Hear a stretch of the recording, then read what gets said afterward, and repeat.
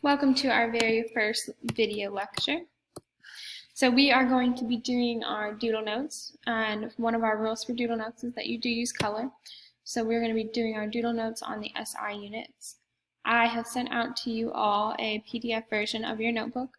So some of you, if you were in person or you picked them up, you already have your printed out version of your notebook. That's well and fine. That's what we're going to be using. So I need you to go ahead and find the page that looks like this.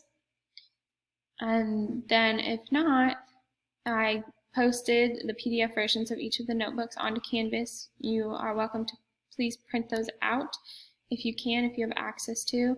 If you do not have access to a printer and did not get up with me about getting a printed version, coming to pick up a printed version, we will work out something with an editable PDF file. If you will just email me separately, and for this lecture, please just take your notes on notebook paper. That would be fine. We are going to be learning about the SI units today. So once you found your page, go ahead. If you need to pause me, you can. That's the great thing about a video lecture. You can pause it. We're going to be learning about SI units today. SI stands for this Système International, which is French for the International System of Units. We call it the metric system. You may have heard of it based on that language. It is the most widely used measure system in the world, right? Most of the world uses it. We do not in the United States. We instead use the imperial measuring system, which has things like miles and pounds and ounces instead of grams and kilometers.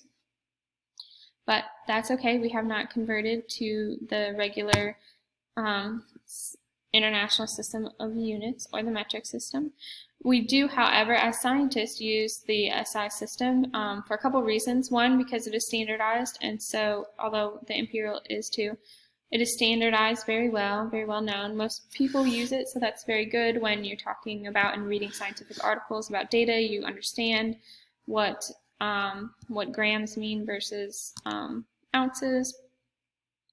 And also, as you'll see when we get into converting, it is a lot easier to convert between the different units of measure in the metric system than it is the imperial system. We use the staircase method when we are thinking about converting. We'll use that in a second so that we can talk about why we think of it as a staircase and how it's helpful when we're doing our conversions. The very first thing I want to talk about is this base unit right here.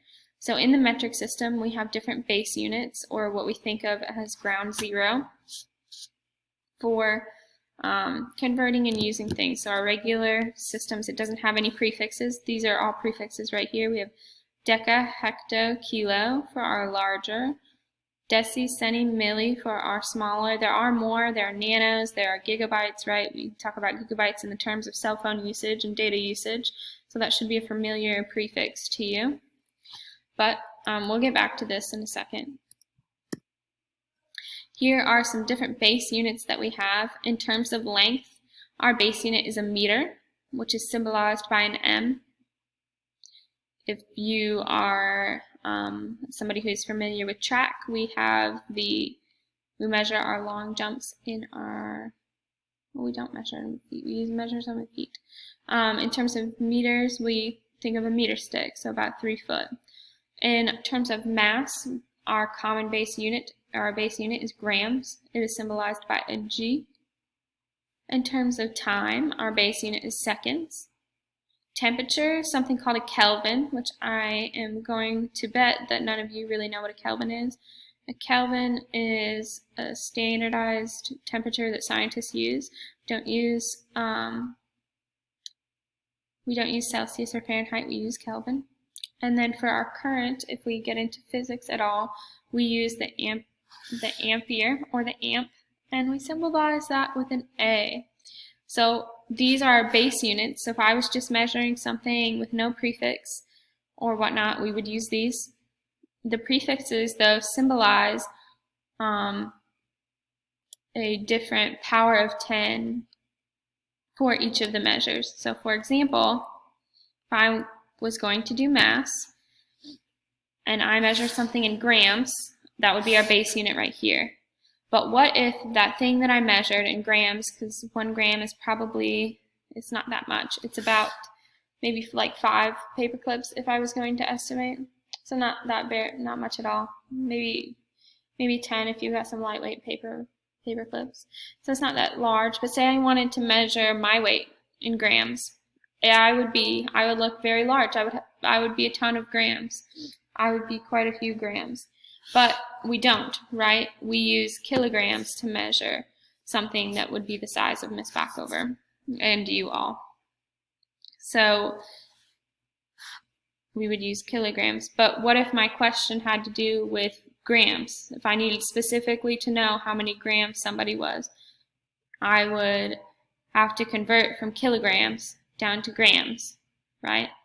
So say Miss Backover, which I am not, but say I was 1,000, say I was 1 kilogram, which is not that much, right? I would not be 1 kilogram, but say, just for the sake of it, that I was 1 kilogram.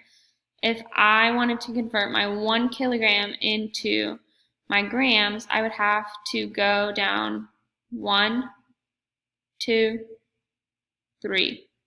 So I am going 3 units down, which means that I would move my decimal point, if you've heard of this before, 3 to the right. So if this was my, so say that this was my 1 right here, this isn't 1,000 anymore, I would move mine 1, 2, 3. And 1 kilogram is 1,000 grams. That's actually what that's symbolizing to you.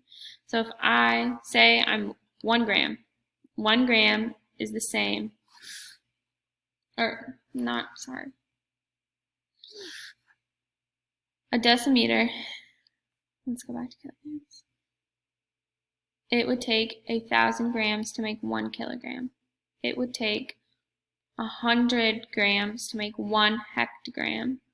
It would take 10 grams to make 1 decigram, or decagram. It would take 0.1 grams to make 1 decigram.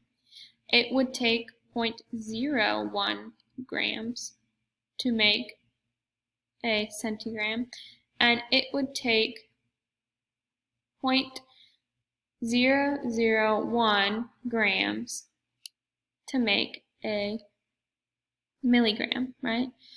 So that's a little bit of how you convert, right? If I wanted to take, and why might we convert? We might convert from one unit to the other because we only have something to measure it with, right? If I only have a meter stick, that's what I've got to work with, right? I can't get any larger. There's no kilometer stick, there's no hectometer stick, and there's no decameter stick.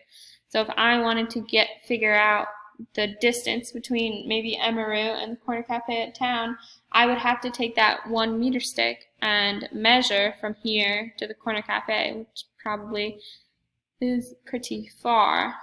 I'm not exactly sure how far it would be in kilometers, but it's probably about 3 or 4 miles from here in each mile. It would probably be about 5 or 6 kilometers from here, kilometers. So it would be pretty far, right? But if I only had the meter stick, that's what I would use, and then I would convert it so it made a little bit more sense, right? So if it was 3 or 4 kilometers from here, it would take me about 3,000 to 4,000 meter sticks to make it to the Corner Cafe at uptown. But that doesn't make much sense in terms of spatial issues for people or in terms of relevance to people. If I tell you that something is 3,000 to 4,000 meters from here, that's not going to make much sense. But if I tell somebody it's about 3 to 4 miles from here, or 3 to 4 kilometers from here, it would make a lot more sense. So that is why we convert.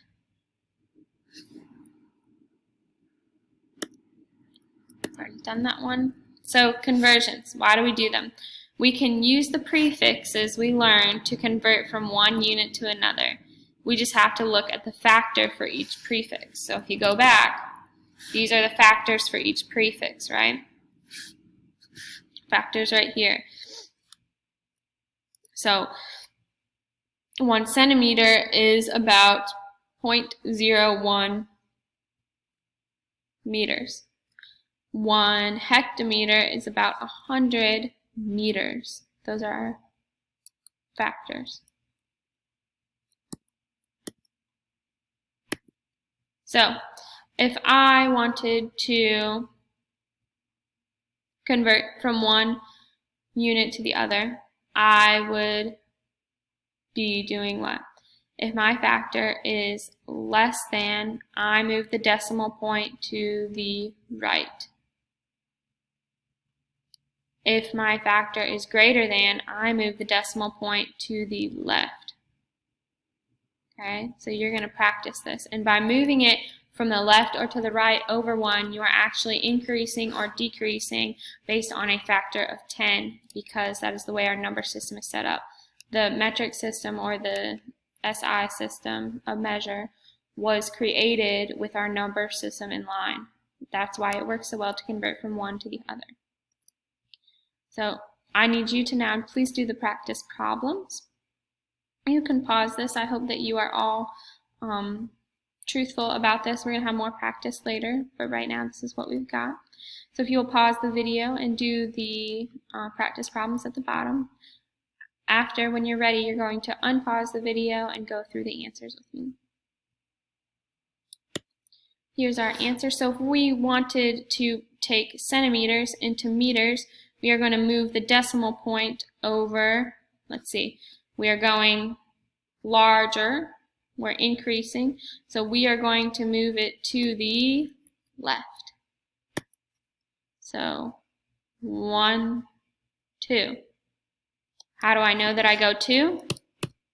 We go back to here, we want to go from centimeters to meters, so it is 1, 2 jumps. So we move the decimal place 2 times to the left. I have amps. I want to go to milliamps, so I need to go, let's check, amps to milliamps. I need to go 1, 2, 3 over, down, 3 over to the 1, 2, 3. I'm getting smaller, so I want to go to the right. 1, 2, 3. Does it match? Same thing here. We want to go to millimeters to, let's see, that's decameters. So we are going to go over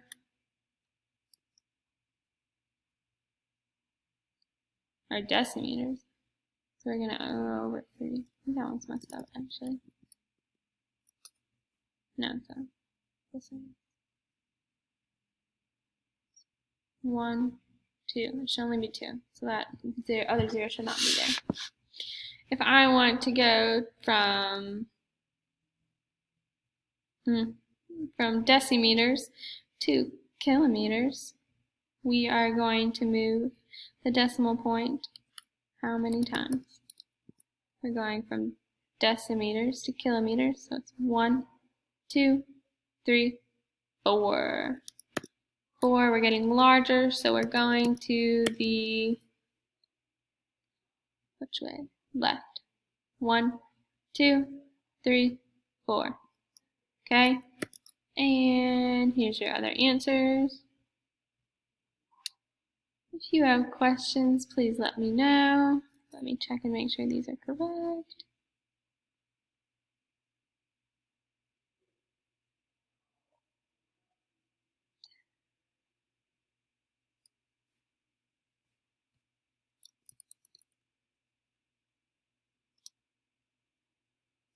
They look good. Okay, so let me know. If you have any questions, please let me know. Thank you.